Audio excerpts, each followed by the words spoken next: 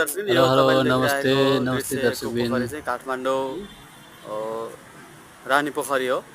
यो चाहिँ केही समय अगाडि केही वर्ष अगाडि चाहिँ यहाँको पानी सुक्दै गएको थियो र पोखरीको अवस्था पनि एकदमै नाजुक बनेको थियो र अहिले चाहिँ यो निर्माण कार्य सम्पन्न भएको लगभग 1 वर्ष हुन लाग्यो। अहिले चाहिँ पोखरीको अवस्था यस्तो छ, तपाईँले देख्न सक्नुहुन्छ। पोखरीमा अहिले पानी पनि भरिभर आउँछ र वरिपरिको दृश्य पनि एकदमै राम्रो छ।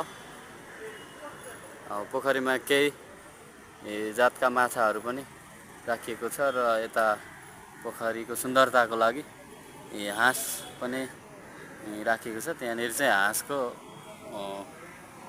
वासस्थान बनाइएको रहेछ। यहाँनिर चाहिँ हाँस त्यसरी बसिरहेछन् घाम तापेर। यो चाहिँ काठमाडौँ रानी पोखरीको अहिलेको अवस्था। यो चाहिँ आज यो भिडियो गर्दै गर्दाको डेट भनेको मिति भनेको चाहिँ 2082 साल असारको आज 7 गते।